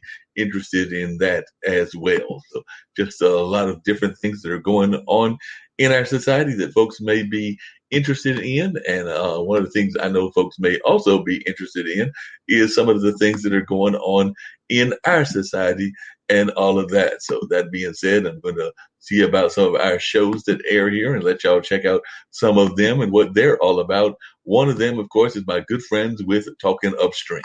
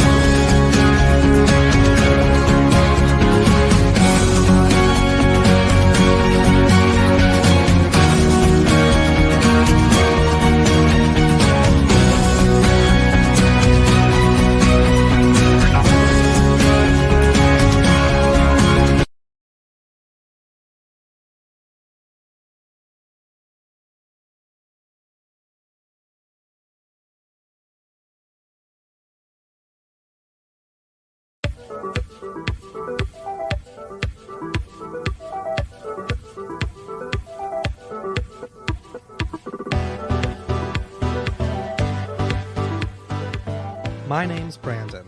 I'm a world traveler, foodie, and YouTuber. Together, you and I will find the best travel hacks, tips, and best places to explore. Join me as we find new adventures together, live only on IBM.TV.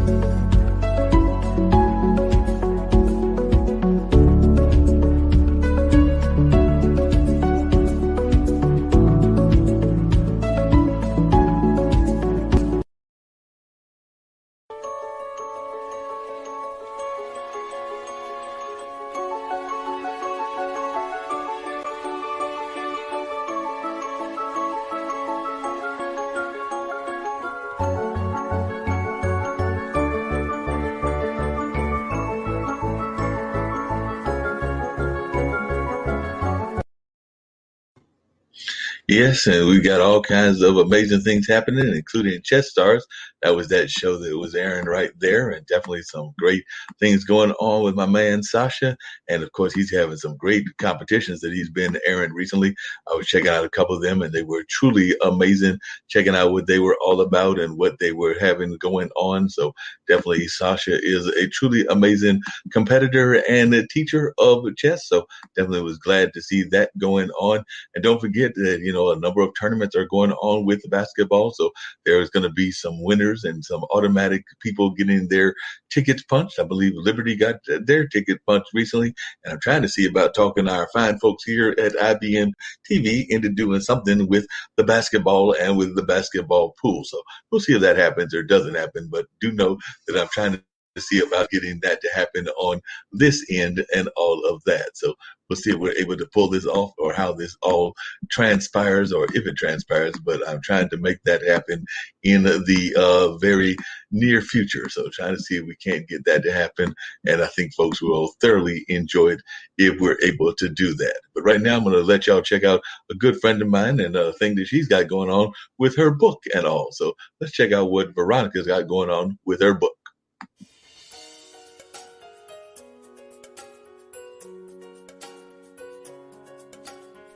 Hello, my name is Natural Breeden, and I'm introducing a new author and her publication.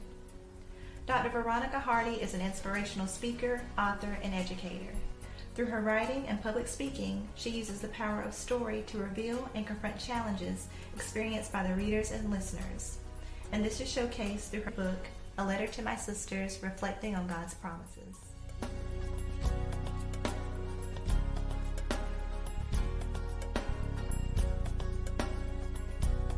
Dr. Hardy, what influenced the title of your book? I can say, now I did change the title a few times.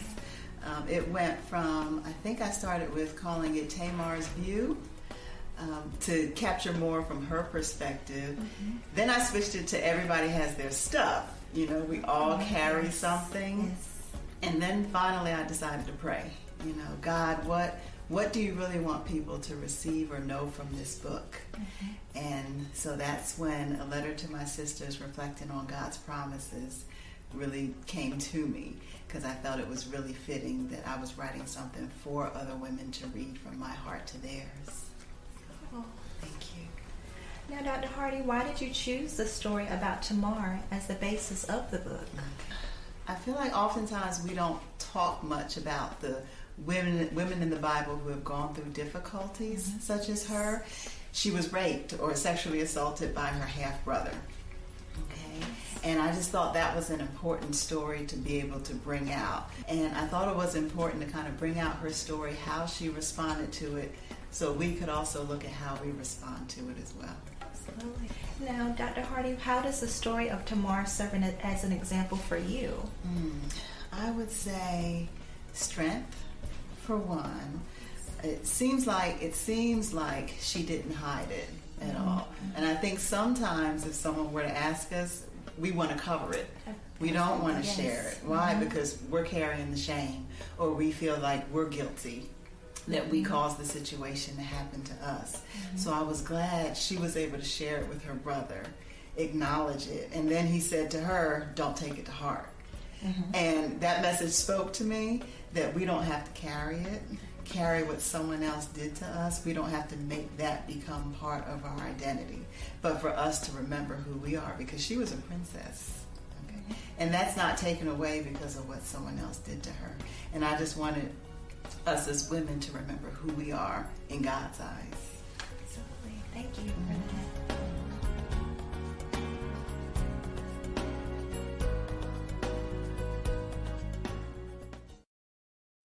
When I was your age, I was just like you, fascinated by stars. But now I get to search for life in the universe. Wow. Does anyone want to be a scientist now?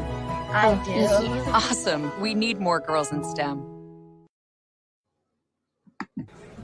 Put the keys down, Kevin. But I'm going to drive home. There are several warning signs present that you shouldn't be driving. I guess I have really been looking for love in this dating app. Yep, I'm definitely going to call a ride home. What's the coolest thing about your job? Engineers take the very best of science and technology and solve problems. Did you know all that stuff when you were my age? All I knew is that I really liked math and I really liked science. Hello, and welcome to the North Star Initiative. I'm Glendola Massenberg-Beasley, and in this time of COVID, the North Star Initiative serves as an accelerator to promote, support, and secure funding for small, rural, and urban businesses. Our team is here to assist you with overcoming cash flow obstacles. Let's listen to Dr. Dennis Rogers as he interviews 3 local business owners as they share their experiences during these uncertain times. My name is Dr. Dennis Rogers, and I'm being joined today by Dr. Tanya Armstrong. Welcome, Dr. Armstrong. Tell us a little bit about your business, Dr. Armstrong. Absolutely. I am the owner of the Armstrong Center for Hope. It is an interdisciplinary practice of psychology where we specialize in psychological and spiritual wellness for all ages. We have a main office in Durham that has been functional for 10 years this month, actually. And we also opened a second office in Raleigh in the fall of 2019. And so we've been providing individual, family, couple, and group psychotherapies, as well as psychological testing, consultations, and trainings to the public. Excellent. Your clients, Maxwell, who do you do business with, and how does that interaction take place? The majority of my business now, because it has changed, is farmers, commercial landscapers, landowners, people that are looking to maintain their equipment, to maintain their land.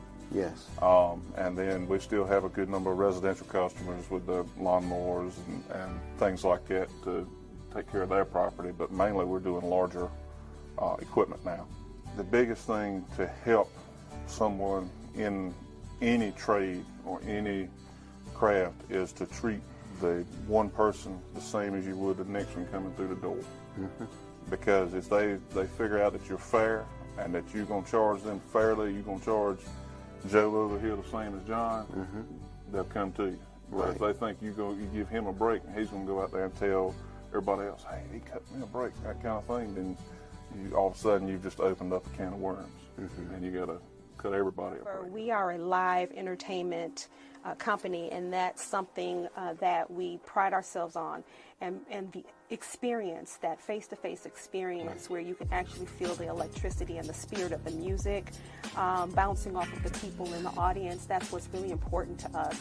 So while we are looking at ways to incorporate streaming, what we really want to do is be patient and wait for the opportunity for us to gather, because healing is, music is healing, mm-hmm. and it's unifying.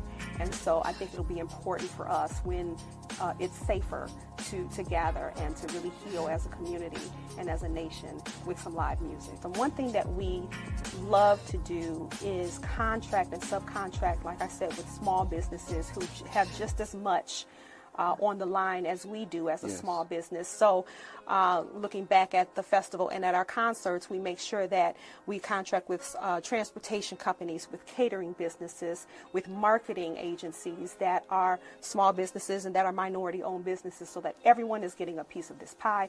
Everyone is going for their own success. And in the end, because we all have a shared outcome, everyone's working hard to make it come to fruition. Excellent. Great job, Dr. Rogers. So business owners, if you're seeking a grant or business funding, our North Star Initiative offers a no-cost assessment for funding opportunities. Contact us via our website at www.gmbeasley.com. Your business could be featured with our next North Star promotion.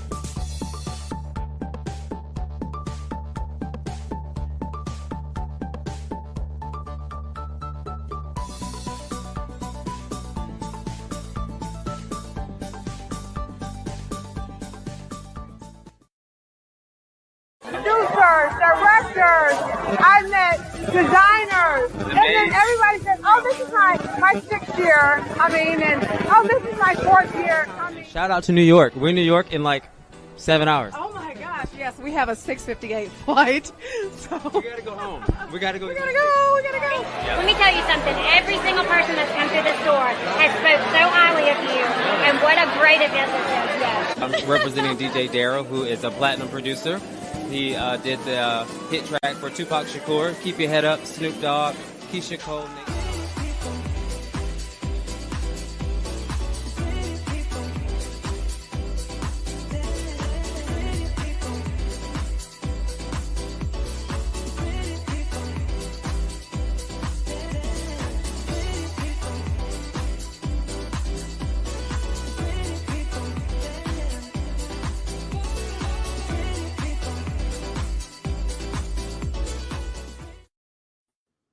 Well, that's about to wrap up another edition of the radio show with Marc Lee. Definitely want to thank Miss Scott for coming and her story about her life coaching and all of that. It was truly amazing having that conversation with her, and I look forward to having more conversations with her in the not too distant future, because definitely we'll be inviting her back to come on some more shows and to share her wisdom and all of that.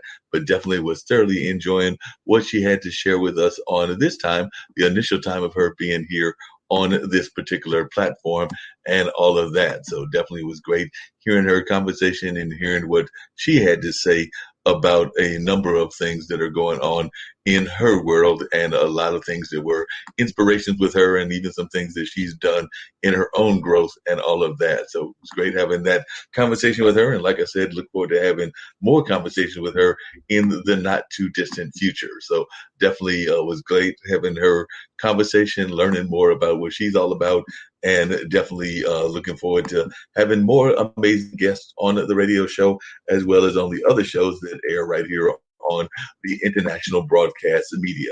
By the way, on a sadder note, I am seeing a story that is reporting that homelessness is actually soaring nationwide, even as cities nationwide have tackled the soaring rates of homelessness that have plagued most U.S. metropolitans with renewed vigor amid the pandemic. The problem is only getting worse, Axios writes. Frustrations have grown among residents as homeless encampments have grown in size and scale. Many cities are now leaning on untested tactics to confront the crisis. Denver, for instance, is pondering the use of safe parking sites to allow a sanctioned place for people to sleep in their car. Officials in Minneapolis constructed a tiny house village inside a downtown warehouse to house 100 people, and Charlotte, that's right here in North Carolina, has offered 210 people living in a tent city 3 months vouchers to relocate to area hotels. And I know they were doing some of that relocation stuff even here in Durham as well.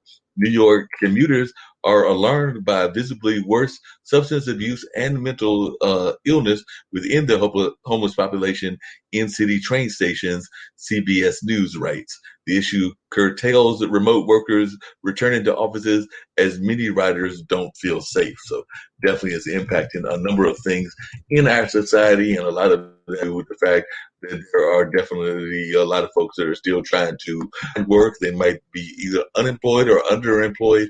And of course, we've also got to tackle the whole issue of things that are going on in terms of mental health and all of that as well. So definitely these are some difficult times. We're still in the pandemic, even though it's not being talked as much as it had been in the parts of last year. We are still dealing with some of the racial crisis and some of the things that are going on in the sense of over-policing and things along those lines. And of course, there are a number of other concerns that people are concerned about as well. And of course, one of those is the whole issue of what's going on with our homeless and all of that. So definitely let's keep them in our thoughts, as well as a number of other issues that are going on in our society. But right now, I'm going to wrap everything up. Of course, I'm going to bring up the ambassador probably, as well as that plane to get us on out of here. And who knows, I might even bring out the image of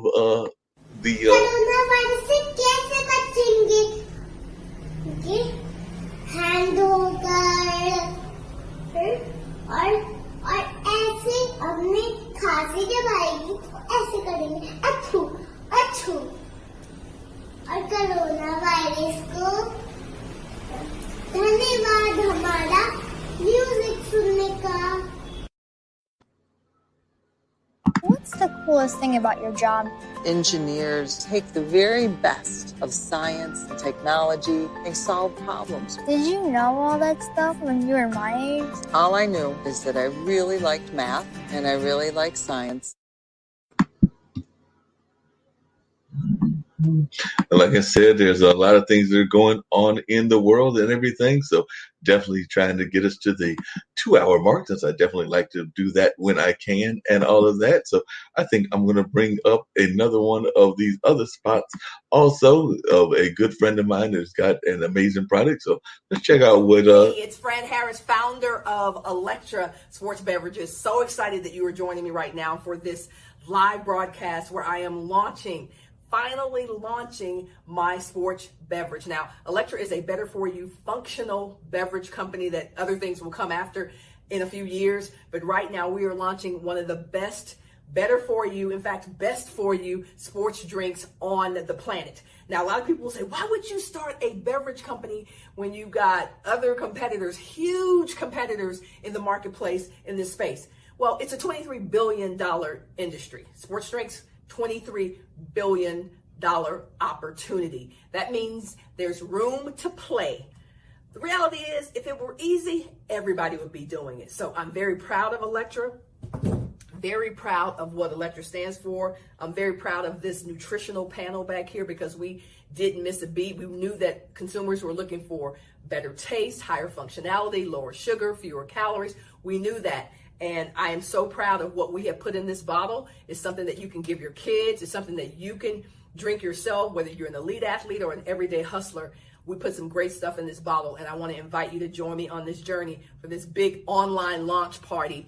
There's a lot of room. There's a lot of room to play. I'm going to get in where I fit in. I'm going to find my niche and make sure that we develop and produce products that are absolutely amazing that our customers want. So I wanted to introduce you to Electra here. So we got 3 flavors. You've got Passion Punch, you got Oh Yeah Orange, and you got Liddy Lemonade. And so whatever your pleasure is, if you like the punch taste, if you like the orange taste, if you like the Liddy Lemonade, then you can have your pleasure, all right? But I want you to get in on this because we're doing something special with Electra right now.